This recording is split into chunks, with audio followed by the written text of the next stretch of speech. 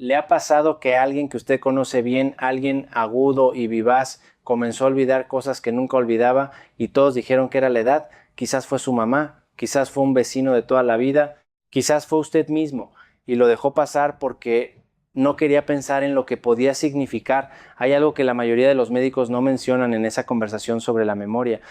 No porque lo escondan, sino porque en una cita de 15 minutos no hay tiempo para sentarse a revisar cada pastilla que una persona toma. Y ese silencio, sin quererlo, le cuesta claridad mental a millones de personas mayores de 60 años en este país. Hoy vamos a revisar 9 tipos de medicamentos que, según la ciencia más reciente, pueden afectar la memoria, la concentración y la claridad del pensamiento en personas mayores. No lo vamos a hacer en forma de lista seca, lo vamos a hacer en forma de preguntas que usted o alguien en su familia debería llevar a la próxima cita médica. Y al final voy a explicarle cómo existe una herramienta gratuita que usted puede usar en casa esta semana para calcular algo que se llama la carga anticolinérgica de sus medicamentos. Primero, una aclaración importante, porque no quiero que ninguna persona que esté escuchando esto salga corriendo a dejar un medicamento. No. Eso no es lo que se está diciendo aquí. Lo que se está diciendo es que usted tiene derecho a hacer preguntas, que conocer lo que entra a su cuerpo no es peligroso. Lo peligroso es no saber. Y antes de entrar a la primera pregunta, déjeme decirle algo sobre el mecanismo que está detrás de casi todo lo que vamos a hablar hoy. Hay una sustancia en el cerebro que se llama acetilcolina. Es un mensajero. Sin ella, el cerebro no puede formar recuerdos, no puede mantener la concentración, no puede registrar lo que acaba de pasar hace 5 minutos. Cuando uno es joven, tiene acetilcolina en abundancia, pero después de los 60, los niveles naturales ya son más bajos. Y cuando uno toma medicamentos que bloquean ese mensajero, el efecto puede ser mucho más fuerte de lo que la etiqueta del frasco sugiere. A esos medicamentos que bloquean la acetilcolina se les llama anticolinérgicos. Ese término va a aparecer varias veces hoy, así que quédese con él. Ahora sí, primera pregunta. ¿Está usted tomando una pastilla para dormir o para la alergia que compró sin receta? Pregunta importante. Porque ese pequeño frasco que parece inofensivo, el que dice somnífero o auxilio para el sueño en la etiqueta, casi siempre contiene un ingrediente activo que se llama difenhidramina. También aparece en muchos medicamentos nocturnos para el resfriado, esos que dicen fórmula nocturna o alivio de noche.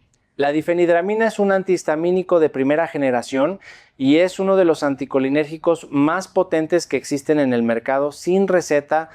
La Sociedad Americana de Geriatría, en sus criterios Beers actualizados en 2023, incluyó formalmente a la difenhidramina en la lista de medicamentos inapropiados para personas mayores de 65 años, precisamente por su efecto sobre la memoria y la función cognitiva. No es una advertencia nueva, pero tampoco es algo que muchas personas escuchan cuando compran esa pastillita azul en la farmacia. Lo que hace este ingrediente es bloquear directamente los receptores de acetilcolina en el cerebro. Y en personas mayores cuyo cerebro ya tiene menos reserva de ese mensajero, el impacto puede ser notable. Una investigación publicada en el Journal of the American Geriatric Society encontró que el uso regular de difenhidramina en personas mayores estaba asociado con un deterioro cognitivo significativamente más pronunciado, y los estudios de imágenes cerebrales mostraron una reducción real del volumen en regiones vinculadas a la memoria. El problema adicional es que este ingrediente se esconde. Aparece en pastillas de alergia, en antigripales nocturnos, en productos que se llaman PM. Si usted tiene un frasco de algo que toma de noche, revise los ingredientes activos. Si aparece difenhidramina, esa es la conversación que debe tener con su médico. ¿Qué alternativas existen? Para la alergia hay antihistamínicos de segunda generación como la loratadina o la cetiricina que no cruzan la barrera entre la sangre y el cerebro de la misma manera y tienen un perfil mucho más seguro para personas mayores. Para el sueño hay opciones que su médico puede evaluar dependiendo de la causa del insomnio.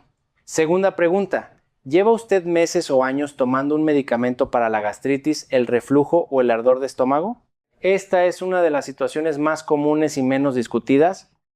Los inhibidores de la bomba de protones, que son medicamentos como el omeprazol, el pantoprazol o el esomeprazol, se recetan originalmente para un periodo de 8 a 12 semanas, pero en la práctica millones de personas los toman año tras año sin que nadie haya revisado si todavía son necesarios o si hay otra forma de manejar el problema.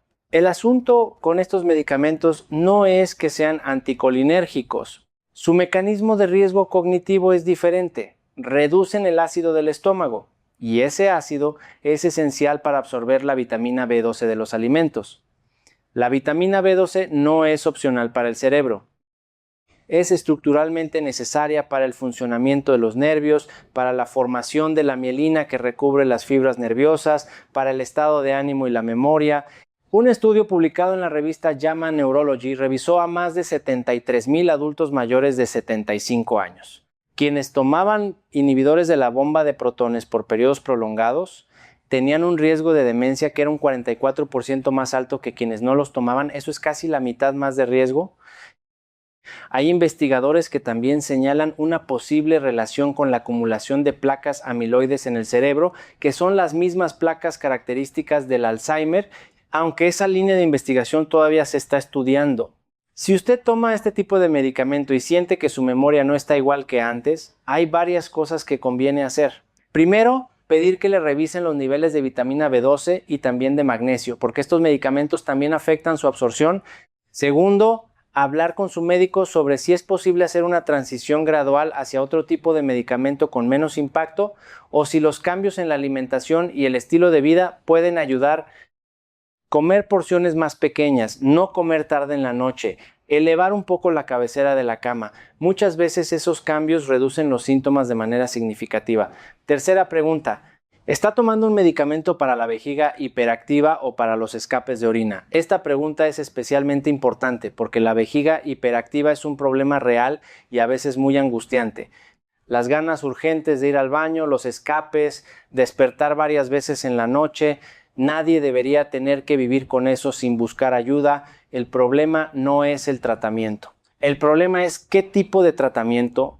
El medicamento que se recetaba con más frecuencia para este problema es la oxibutinina.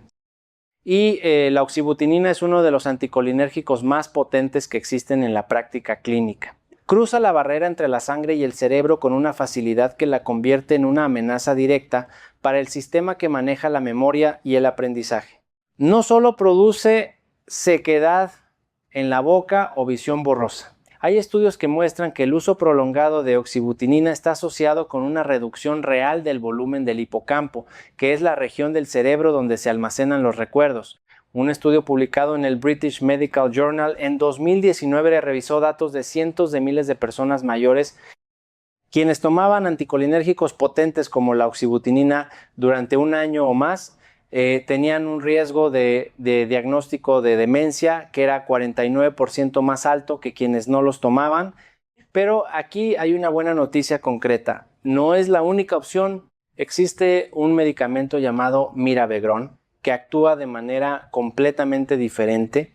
En lugar de bloquear los receptores de acetilcolina en la vejiga, actúa sobre receptores beta, 3 adrenérgicos, relajando el músculo de la vejiga sin afectar los neurotransmisores del cerebro. Un estudio clínico de la fase 4 llamado PILAR, que midió específicamente la función cognitiva en personas mayores de 65 años que tomaban Miravigrón, no encontró deterioro cognitivo medible. La diferencia entre los dos mecanismos es enorme para el cerebro. Si usted o alguien en su familia toma un medicamento para la vejiga hiperactiva y nota que la mente no está tan clara, esa es precisamente la conversación que debe tener con el urólogo o con el médico de cabecera. La vejiga puede tratarse. La memoria, si se daña, es mucho más difícil de recuperar. Cuarta pregunta, ¿ha tomado usted pastillas para los nervios, la ansiedad o para dormir que le recetó un médico? Aquí entramos a un territorio delicado y quiero abordarlo con todo el respeto que merece. Las benzodiazepinas, que son medicamentos como el diazepam, el alprazolam, el lorazepam y otros similares, han ayudado a millones de personas a atravesar momentos de angustia severa, de insomnio debilitante, de crisis de pánico. Muchas personas sienten que esos medicamentos literalmente les devolvieron la capacidad de funcionar en algún momento muy difícil de sus vidas. Eso es real. y nadie va a quitarle valor a eso. Lo que la ciencia también muestra y que merece estar en esta conversación es lo que pasa cuando esos medicamentos se usan por meses o por años. Las benzodiazepinas amplifican el efecto de una sustancia cerebral llamada GABA, que es el freno natural del sistema nervioso. En el corto plazo calman, pero cuando ese freno está activado de manera crónica, el cerebro comienza a adaptarse. Reduce su propia actividad natural. La capacidad de formar conexiones nuevas, de aprender, de registrar experiencias, que es lo que los científicos llaman plasticidad neuronal, se va apagando poco a poco. Una investigación que siguió a más de 8,000 personas mayores durante 6 años encontró que quienes usaron benzodiazepinas durante más de 3 meses tenían un riesgo de desarrollar Alzheimer que era 51% más alto. Y los medicamentos de acción más larga, como el diazepam, mostraban el mayor riesgo en parte porque se acumulan en los tejidos grasos del cuerpo, incluido el tejido graso del cerebro, con el paso del tiempo. Hay algo más que conviene saber sobre estas pastillas. Cuando una persona decide dejarlas, los síntomas de abstinencia pueden ser muy difíciles. La ansiedad y el insomnio pueden regresar con más fuerza que antes, lo cual crea la sensación de que sin el medicamento no es posible funcionar. Eso no significa que la persona esté mal, significa que el medicamento ha creado una dependencia que requiere una reducción muy gradual, muy supervisada. Lo más importante que puede hacer quien toma estos medicamentos es nunca dejarlos de golpe. Eso puede ser médicamente peligroso. El camino correcto es hablar con el médico sobre una reducción progresiva, muy lenta, que puede tomar semanas o meses. Para la ansiedad hay alternativas que tienen un perfil diferente. Para el insomnio hay terapias cognitivo-conductuales que, según la evidencia, tienen mejores resultados a largo plazo que cualquier pastilla. Quinta pregunta. ¿Está tomando un medicamento para el colesterol? Las estatinas salvan vidas. Eso no está en discusión. Las enfermedades cardiovasculares siguen siendo la primera causa de muerte en personas mayores de 60 años y para muchas personas con riesgo elevado, las estatinas son parte esencial de su tratamiento. Esta pregunta no es para cuestionar si las estatinas son necesarias, es para entender algo que muy pocas personas escuchan cuando les recetan ese medicamento. El cerebro humano está compuesto de casi un 60% de grasa. El colesterol, esa sustancia que tiene tan mala reputación en la cultura popular, es uno de los materiales de construcción esenciales para el tejido cerebral. Forma la mielina que recubre las fibras nerviosas y permite que las señales viajen rápido y con precisión. Participa en la formación de las sinapsis, que son los puntos de conexión entre las neuronas. En el año 2012, la Administración de Alimentos y Medicamentos de los Estados Unidos, que es la FDA, actualizó las etiquetas de las estatinas para incluir la pérdida de memoria y la confusión como posibles efectos secundarios. Eso no es una advertencia menor, es el reconocimiento oficial de que existe un efecto real que los pacientes están reportando. Una revisión publicada en la revista Frontiers in Neuroscience en 2023 analizó a personas mayores de 70 años que tomaban estatinas de alta dosis durante más de 3 años de manera continua. Aquellas que usaban estatinas liposolubles, es decir, las que se disuelven en grasa, mostraron un aumento medible en el deterioro cognitivo leve comparadas con quienes no las tomaban. Pero aquí está el matiz importante, no todas las estatinas actúan igual sobre el cerebro. Las estatinas liposolubles, como la simvastatina y la atorvastatina, cruzan la barrera entre la sangre y el cerebro con mucha facilidad. Las estatinas hidrosolubles, como la pravastatina o la rosuvastatina, tienen mucho menos capacidad de hacer ese cruce y en comparaciones directas han mostrado menos impacto sobre la función cognitiva. Si usted toma estatinas y nota que hay niebla mental, que las palabras no llegan con la misma facilidad, que la concentración no es la misma, esa es la conversación que debe tener con su médico. Puede ser posible cambiar a una estatina hidrosoluble que proteja el corazón de la misma manera con menos riesgo para el cerebro. También es útil pedir que revisen los niveles de coenzima Q10, que es una sustancia que el cuerpo usa para producir energía celular y que las estatinas pueden reducir. Sexta pregunta. ¿Hay alguien en su familia en un hogar de cuidado o en una residencia para adultos mayores que esté tomando medicamentos antipsicóticos? Esta pregunta es la más delicada de todo lo que vamos a hablar hoy. Y la razón por la que la incluyo es porque lo que ocurre en muchos centros de cuidado para personas mayores es algo que la mayoría de las familias no saben hasta que ya es demasiado tarde. Los medicamentos antipsicóticos fueron diseñados para tratar condiciones psiquiátricas graves como la esquizofrenia o el trastorno bipolar severo con episodios de psicosis. Son medicamentos que modifican el cerebro de manera poderosa y sus efectos secundarios en personas mayores pueden ser serios. El problema es que en muchas residencias de cuidado estos medicamentos se usan de manera rutinaria en personas mayores que simplemente están confundidas, agitadas, que despiertan de noche, que caminan sin rumbo, que reaccionan con temor en ambientes que no reconocen, no porque tengan esquizofrenia, sino porque tienen demencia en sus diferentes etapas y el comportamiento que genera esa demencia a veces es difícil de manejar con poco personal. La FDA emitió una advertencia de caja negra, que es la advertencia más severa que existe en este país, alertando sobre el uso de antipsicóticos en personas mayores con demencia por el aumento del riesgo de muerte. Esa advertencia fue emitida hace más de 10 años. Sin embargo, las prescripciones continúan. Una investigación publicada en 2022 que siguió a más de 25,000 personas mayores encontró que quienes recibían antipsicóticos para controlar síntomas conductuales sin tener diagnóstico de psicosis previo tenían una probabilidad 71% más alta de presentar un deterioro cognitivo severo dentro de los 12 meses siguientes. Estos medicamentos suprimen la dopamina, que es el mensajero del cerebro relacionado con la motivación, el movimiento coordinado y las funciones cognitivas superiores. En un cerebro mayor, suprimir la dopamina de manera crónica puede acelerar de forma dramática el proceso de deterioro neurológico. Si un familiar suyo en una residencia está recibiendo quetiapina, risperidona u otro antipsicótico y usted no tiene claro por qué, tiene todo el derecho de preguntar: ¿cuál es el diagnóstico que justifica este medicamento? ¿Qué tratamientos no farmacológicos intentaron antes? ¿Cuándo se revisa si este medicamento sigue siendo necesario? Esas son preguntas legítimas y un equipo médico responsable no va a incomodarse con ellas.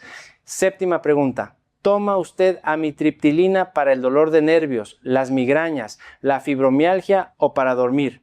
La amitriptilina es un antidepresivo de una generación muy antigua que con el tiempo se fue usando para tratar una variedad de condiciones: dolor neuropático, migraña crónica, fibromialgia y también como inductor del sueño porque produce bastante somnolencia.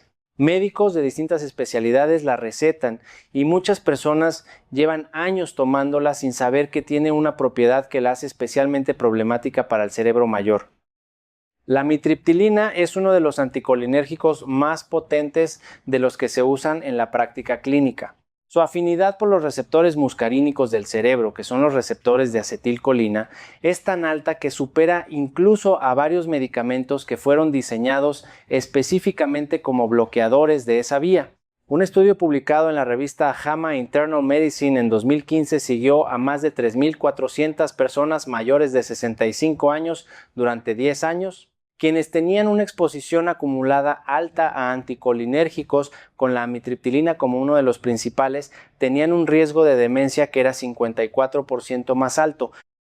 Y el dato que más llamó la atención de los investigadores fue que el efecto no requería dosis altas. Las dosis bajas, usadas de manera continua durante años, producían el mismo riesgo acumulado.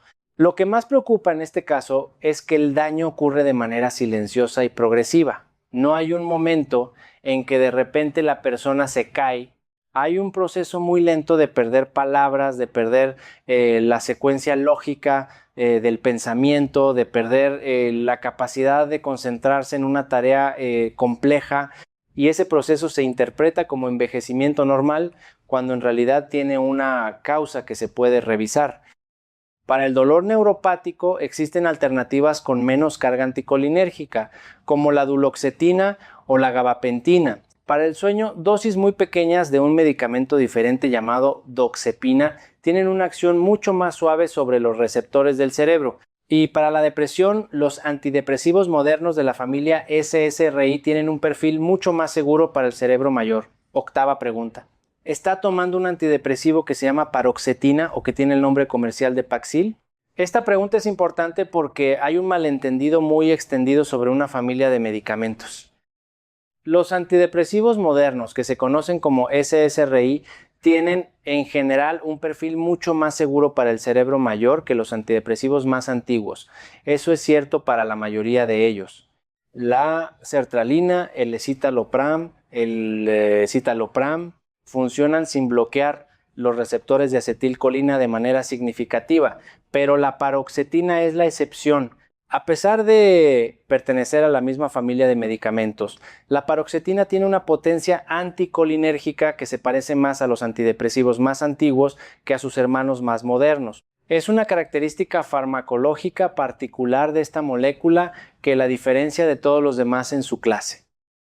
Una revisión publicada en la revista Frontiers in Psychiatry en 2021 comparó directamente a personas mayores que tomaban paroxetina con personas que tomaban otros antidepresivos de la misma familia. Desde el primer mes de tratamiento, el grupo con paroxetina mostró una reducción medible en la memoria a corto plazo y en la capacidad de recordar palabras. Ese efecto no se observó en los otros grupos. Ninguno de los demás SSRI mostró ese patrón. La Sociedad Americana de Geriatría incluyó la paroxetina explícitamente en los criterios Beers de 2023, que son las guías oficiales sobre medicamentos potencialmente inapropiados para personas mayores. La razón específica es esta carga anticolinérgica que no comparte con los demás antidepresivos de su familia. Si usted es mayor de 60 años y toma paroxetina, la conversación que vale la pena tener con su médico es simple. ¿Hay alguna razón específica por la que no puedo cambiar a sertralina o escitalopram? En la mayoría de los casos, el cambio se puede hacer de manera gradual, manteniendo el tratamiento de la depresión o la ansiedad, pero eliminando esa carga adicional para el cerebro. Novena pregunta, y esta es la más importante de todas. ¿Sabe usted cuántos medicamentos con efecto anticolinérgico está tomando al mismo tiempo? Esta es la pregunta que nadie hace y es la que tiene el mayor impacto sobre la salud cerebral de las personas mayores en este país. Piénselo de esta manera. Una pastilla para dormir sin receta, una para la vejiga, un antidepresivo para los nervios, un antigripal nocturno de vez en cuando. Cada uno de esos medicamentos, revisado por separado, puede parecer tolerable. Cada médico que lo recetó tomó una decisión razonada para su especialidad, pero nadie está sumando. Según la National Center for Health Statistics de los Estados Unidos, más del 88% de los adultos mayores toman al menos un medicamento recetado cada mes y más del 66% toman 3 o más. Y un estudio publicado en el New England Journal of Medicine encontró que hasta un 30% de los adultos mayores estadounidenses toman al menos un anticolinérgico de alta potencia cada año. El problema no es aritmético, no es que 1 más 1 sea 2. Los anticolinérgicos dentro del cuerpo se potencian mutuamente. Una revisión sistemática publicada en 2025 que reunió los datos de casi 150,000 pacientes concluyó que el uso de medicamentos anticolinérgicos durante 3 meses o más aumenta el riesgo de demencia en un promedio de 46% y que esa relación es dosis dependiente. A más medicamentos durante más tiempo, mayor el riesgo. Eso significa que quien tiene una puntuación alta de carga anticolinérgica, suma de todos sus medicamentos con efecto anticolinérgico, puede estar duplicando o triplicando su riesgo de demencia sin que nadie en su equipo médico lo haya calculado.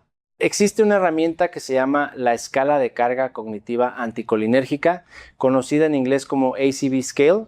Es gratuita, está disponible en línea y asigna una puntuación de 0 a 3 a cada medicamento según su efecto anticolinérgico. Puntuación total de 3 o más ya representa un riesgo significativo. Muchas personas que toman 4 o 5 medicamentos están por encima de esa cifra sin saberlo. Esta semana, si tiene unos minutos, haga lo siguiente. Tome un papel y escriba todos los medicamentos que toma, las pastillas recetadas, las que compra sin receta, los suplementos, todo. Y luego busque en internet la ACV Scale o pídale a un familiar que le ayude a buscarlo. Con esa lista y esa herramienta, usted lleva a su próxima cita médica algo concreto, algo medible, algo que el médico puede usar para evaluar si hay medicamentos que pueden cambiarse o reducirse. Aquí quiero agregar algo que el guión original no mencionó, pero que la investigación más reciente está confirmando. La misma carga anticolinérgica que deteriora la memoria también afecta el equilibrio y la coordinación muscular.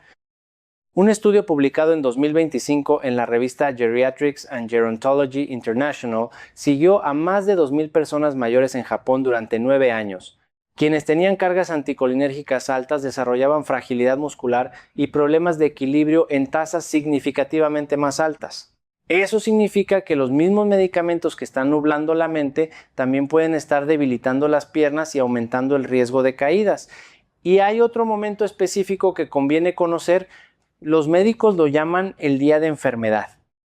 Cuando una persona mayor tiene gripe, diarrea o cualquier condición que produce deshidratación, el riesgo de un deterioro cognitivo agudo se multiplica si esa persona también está tomando medicamentos anticolinérgicos y ciertos medicamentos para la presión arterial al mismo tiempo.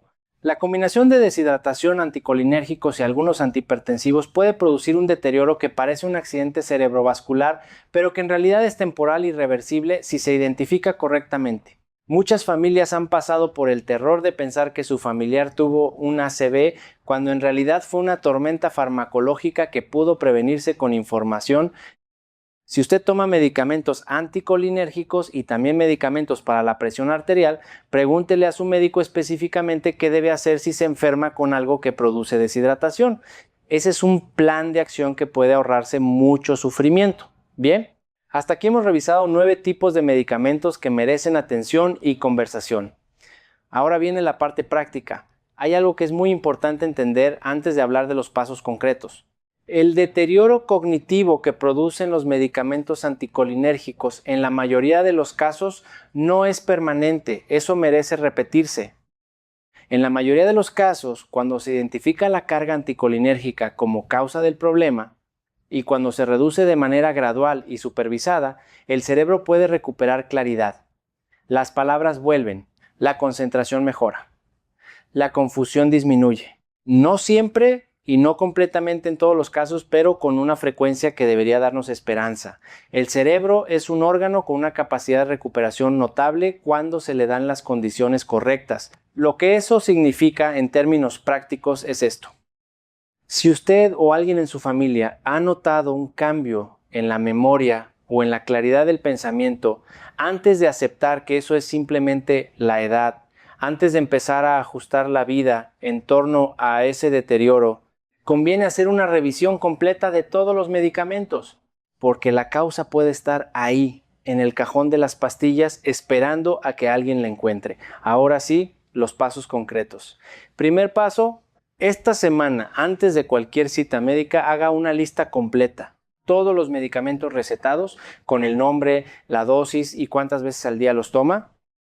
Todas las pastillas que compra sin receta, incluyéndolas para dormir, para la alergia, para el dolor, para el estómago, todos los suplementos, todo entra en esa lista. Las cosas que toma de vez en cuando también cuentan. Segundo paso, busque en internet la Anticholinergic Cognitive Burden Scale o ACV Scale. Es una tabla gratuita que asigna puntuaciones a medicamentos comunes. Vaya revisando su lista uno por uno. Si encuentra que la suma total es de 3 puntos o más, tiene información concreta y medible para llevar a su médico. Tercer paso, pida una cita médica específicamente para revisar sus medicamentos. No es una cita para un problema nuevo. Es una cita para revisar si todos los medicamentos que está tomando siguen siendo necesarios y si alguno puede cambiarse por uno con menor impacto sobre el cerebro. Puede decirle al médico exactamente esto: quiero revisar la carga anticolinérgica de mis medicamentos. Cualquier médico que esté al día con la literatura reciente va a entender esa frase. Cuarto paso, y este es uno que muy pocas personas conocen. Si usted tiene Medicare Parte D, que es la cobertura de medicamentos, tiene derecho a un servicio que se llama Revisión Integral de Medicamentos, o CMR por sus siglas en inglés. Este servicio le asigna a un farmacéutico clínico que revisa todos sus medicamentos de manera gratuita, detecta interacciones peligrosas, sugiere alternativas más seguras y prepara un informe que usted puede llevar a su médico. Un estudio publicado en 2024 sobre veteranos mayores con demencia encontró que el 43% de ellos logró reducir su carga anticolinérgica de manera significativa después de una revisión conducida por un farmacéutico clínico. No es un trámite complicado, es un beneficio de Medicare que muchas personas no usan porque nadie les dijo que existía. Para acceder a este beneficio, llame al número de atención al cliente de su plan de medicamentos de Medicare y pida una Comprehensive Medication Review. Si el operador no le entiende en español, puede pedir un intérprete. Es un servicio al que usted tiene derecho. Quinto paso. Si su médico actual no tiene tiempo o disposición para revisar estos temas en profundidad, es perfectamente razonable pedir una segunda opinión. Hay médicos geriátricos que son especialistas en el cuidado de personas mayores y farmacéuticos clínicos geriátricos que hacen exactamente este tipo de trabajo. Usted no está haciendo difícil al pedir eso. Está protegiendo lo más valioso que tiene, la claridad de su mente. Y si usted escucha este video no como paciente, sino como hijo, como hija, como familiar de alguien mayor, si hay alguien en su familia que está tomando varios medicamentos y cuya memoria no está igual que antes, esta información le da las preguntas correctas para llevar a la próxima cita. No para confrontar al médico, para colaborar con él, para que la revisión de medicamentos sea parte del plan de cuidado. Recuerde que el cerebro de las personas mayores no es un cerebro fallado. Es un cerebro que en muchos casos está siendo afectado por factores que se pueden identificar y modificar. La pérdida de claridad mental no siempre tiene que ser el final de la historia. Antes de terminar, quiero dejar clara una cosa importante. Este contenido es de naturaleza educativa y no reemplaza la evaluación de un médico. Ninguna decisión sobre medicamentos debe tomarse sin consultar primero con un profesional de salud. Lo que sí puede hacerse es llegar a esa consulta con mejores preguntas, con una lista completa, con la puntuación ACV calculada, con el conocimiento de que existen alternativas. Eso es lo que marca la diferencia entre una cita de 15 minutos en la que todo sigue igual y una conversación que puede cambiar la trayectoria de los próximos años. Si este video le pareció útil, piense en quién en su familia o en su comunidad podría necesitar esta información. Un hermano, un vecino, alguien del grupo de la iglesia, alguien cuya memoria ha cambiado y nadie ha pensado en revisar sus medicamentos. Compartir este video con esa persona puede ser el primer paso de una conversación que cambie mucho. Hoy hablamos de 9 tipos de medicamentos que pueden afectar silenciosamente la memoria de las personas mayores, desde la pastilla de dormir sin receta hasta las combinaciones de medicamentos que se suman sin que nadie los supervise. Hablamos de la herramienta ACV Scale que usted puede usar esta semana. Y hablamos del derecho que tiene, si tiene Medicare con cobertura de medicamentos, de pedir una revisión completa con un farmacéutico clínico de manera gratuita. Esa claridad no es un privilegio, es algo que usted merece.